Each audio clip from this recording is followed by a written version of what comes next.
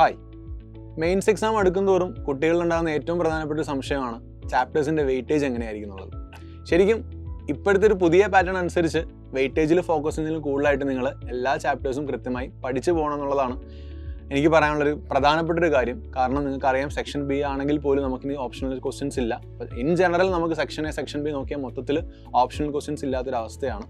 അതുകൊണ്ട് തന്നെ chapter weightage focus ചെയ്യുന്നതുകൊണ്ട് പ്രശ്നമില്ല. പക്ഷേ അത് മാത്രം നോക്കി ആ പറഞ്ഞ വെയിറ്റേജ് കൂടിയ ചാപ്റ്റേഴ്സ് മാത്രം പഠിച്ചുകൊണ്ട് പോകുന്നത് ഒരു പ്രശ്നമായിരിക്കും. സോ അതുകൊണ്ട് തന്നെ നമുക്ക് ഈ ചാപ്റ്റേഴ്സിൽ അല്ലെങ്കിൽ ഇപ്പോൾ JEE മെയിൻസിൽ നമുക്കറിയാം ഒന്നിൽ കൂടുതൽ ഷിഫ്റ്റുകളുള്ള പരീക്ഷകളാണ്. അപ്പോൾ ഒരുപാട് ചോദ്യങ്ങൾ ചോദിക്കേണ്ടതായിട്ടുണ്ട്. അതുകൊണ്ട് തന്നെ ചാപ്റ്റർ ഡിസ്ട്രിബ്യൂഷൻ പല രീതിയിൽ പല ഷിഫ്റ്റുകളിലും വന്നിട്ടുണ്ട്. എന്നാൽ പോലും കോമൺ ആയിട്ട് കണ്ടുവരുന്ന ഒരു ട്രെൻഡ് ഫിസിക്സിൽ എങ്ങനെയാണ് നമുക്കൊന്ന് നോക്കാം. സോ JEEയുടെ കേസിൽ ഫിസിക്സിനെ പല രീതിയിൽ തിരിച്ചിട്ടുണ്ട്. ഒന്ന് ഇലക്ട്രിസിറ്റി മാത്രം വരുന്ന ടോപ്പിക് ഉണ്ടാവും, പിന്നെ മാഗ്നറ്റിസം മാത്രം ഉണ്ടാവും, മോഡേൺ ഫിസിക്സ് എന്ന് പറഞ്ഞിട്ടുണ്ടാവാം. മോഡേൺ ഫിസിക്സിൽ ശരിക്കും dual nature, atom, nucleus, nuclear electronics അങ്ങനെ 4 ചാപ്റ്റേഴ്സ് ആയിരിക്കും ഉണ്ടാവുക.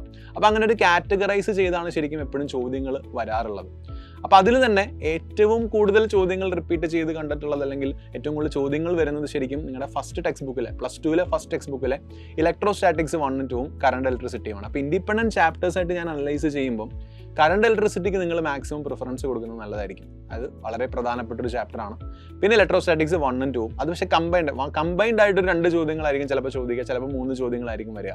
അപ്പോൾ ഇലക്ട്രോസ്റ്റാറ്റിക്സ് 1, ഇലക്ട്രോസ്റ്റാറ്റിക് 2 അപ്പോൾ മിക്കവാറും കപ്പാസിറ്റീസ് ഉള്ള ചാപ്റ്റേഴ്സാണ് കൂടുതലായിട്ട് ചോദ്യങ്ങൾ ചോദിച്ച് കണ്ടിട്ടുള്ളത്. അപ്പം ഒരു പ്രിഫറൻസ് ഓർഡർ പറഞ്ഞാൽ ഏറ്റവും ഇമ്പോർട്ടൻ്റ് ആയിട്ട് കറണ്ട് ഇലക്ട്രിസിറ്റി പറയാം, പിന്നെ ഇലക്ട്രോസ്റ്റാറ്റിക്സ് 2 പറയാം, ഇലക്ട്രോസ്റ്റാറ്റിക്സ് 1 പറയാം. പിന്നെ നമുക്ക് മോഡേൺ ഫിസിക്സ് പറയാം. മോഡേൺ ഫിസിക്സ് എന്ന് പറഞ്ഞാൽ +2 dual nature, atom, nuclear, electronics ഈ 4 ചാപ്റ്റേഴ്സിൽ നിന്നൊരു ഏകദേശം നമുക്കൊരു 3 ക്വസ്റ്റ്യൻസ് ചിലപ്പോൾ ഒരു 5 ക്വസ്റ്റ്യൻസ് വരെ പ്രതീക്ഷിക്കാം. ഏകദേശം ഒരു 5 ചോദ്യം ഒരു സിംഗിൾ എക്സാം ഒരു ഷിഫ്റ്റിൽ തന്നെ നമുക്കൊരു 5 ചോദ്യങ്ങൾ മോഡേൺ ഫിസിക്സിന് പ്രതീക്ഷിക്കാം. പക്ഷേ അതൊരു ഇൻഡിപെൻഡൻറ്റ് ചാപ്റ്റർ അല്ല. പറഞ്ഞ പോലെ ഡ്യുവൽ, ആറ്റം, ന്യൂക്ലിയർ, ഇലക്ട്രോണിക്സ് ചേർന്നൊരു കമ്പൈൻഡ് സിസ്റ്റമാണ്.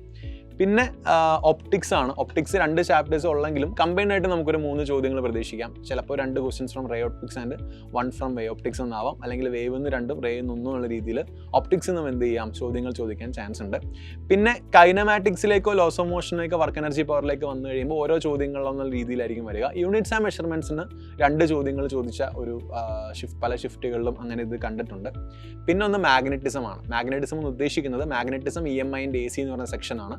നമ്മളിപ്പോൾ പറഞ്ഞ that is moving charges, magnetism and matter, AC, EMI ഇതിൽ നിന്നെല്ലാം കൂടെ നമുക്കൊരു 4 ചോദ്യങ്ങൾ പ്രതീക്ഷിക്കാം. EMI AC കമ്പൈൻഡ് ആയിട്ടായിരിക്കും ചിലപ്പം, അല്ലെങ്കിൽ ഇൻഡിപെൻഡൻ്റ് ആയിട്ട് ചോദിക്കാം. അപ്പോൾ അതാണ് നെക്സ്റ്റ് ഒരു ഇമ്പോർട്ടൻറ്റ് പോർഷൻ. നെക്സ്റ്റ് ഈ simple harmonic motion, that is oscillations. ഓസിലേഷൻസിന് കാര്യമായ ഇമ്പോർട്ടൻസ് JEEലുണ്ട് കേട്ടോ. കാരണം ഒന്നെങ്കിൽ ഓസിലേഷൻ ഇൻഡിപെൻഡൻ്റ് ആയിട്ട് JEEൻ്റെ ഒരു ചോദ്യം ചോദിക്കാം, അല്ലെങ്കിൽ ഓസിലേഷനും ഇലക്ട്രോസ്റ്റാറ്റിക്സുമായി കമ്പൈൻഡ് ചെയ്ത് മിക്സഡ് ആയിട്ടുള്ള ചോദ്യങ്ങളും ചോദിക്കാം. മെയിൻലി T = 2.√L/G അല്ലെങ്കിൽ പെൻഡുലത്തിൻ്റെ ബേസിലുള്ള ചോദ്യങ്ങളായിരിക്കും ഓസിലേഷൻസ് കമ്പൈൻഡ് ആയിട്ട് വരുമ്പോൾ എന്ത് ചെയ്യുക, ഇലക്ട്രോസ്റ്റാറ്റിക്സിലോ അല്ലെങ്കിൽ ഏതെങ്കിലും ചാപ്റ്റേഴ്സിൽ ചോദിക്കുക. അപ്പം പറഞ്ഞ ഓർഡർ ഒരിക്കലും മറക്കരുത്.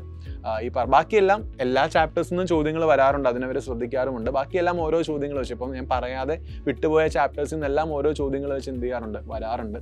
So first of all current electricity, electrostatics, modern physics, optics, പിന്നെ നമ്മൾ മാഗ്നറ്റിസവും അതിൻ്റെ റിലേറ്റഡ് ടോപ്പിക്സും പറഞ്ഞു, യൂണിറ്റ്സ് ആൻഡ് മെഷർമെൻറ്റ്സ് പറഞ്ഞു. അപ്പോൾ ഇതാണ് ഒന്നിലധികം ചോദ്യങ്ങൾ ചോദിക്കുന്ന ഒരു സെക്ഷൻ എന്ന് പറയുന്നത്. ബാക്കി എല്ലാ ചാപ്റ്റേഴ്സിൽ നിന്നും ചോദ്യങ്ങൾ ഉണ്ടാവാറുണ്ട്, ചോദ്യങ്ങൾ ഉറപ്പായിട്ടും കാണും.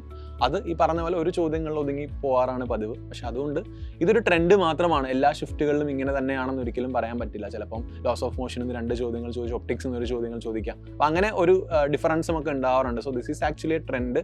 ഈ ട്രെൻഡ് എവിടെ ഹെൽപ്ഫുൾ ആവുമെന്ന് ചോദിച്ചാൽ, നിങ്ങൾക്ക് ഒരു ചാപ്റ്ററിൽ ഏറ്റവും കൂടുതൽ അല്ലെങ്കിൽ ഏത് ചാപ്റ്ററിന് കൂടുതലായിട്ട് PYQs ചെയ്യണം, അല്ലെങ്കിൽ PYQs മാക്സിമം ഞാൻ ഫോക്കസ്ഡ് ആയിട്ട് കൃത്യമായ കൺസെപ്ഷൻ മനസ്സിലാക്കി എനിക്ക് ചെയ്യാൻ പറ്റുന്ന മാക്സിമം ചോദ്യങ്ങൾ ചെയ്യണം എന്നുള്ളൊരു അനാലിസിസിന് വേണ്ടി മാത്രം നിങ്ങൾക്ക് ഈ വെയിറ്റേജിൻ്റെ ഇതിനെ യൂസ് ചെയ്താൽ മതിയാവും.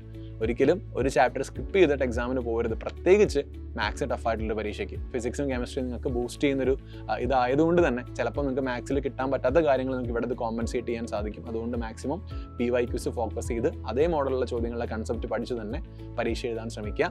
Thank you so much.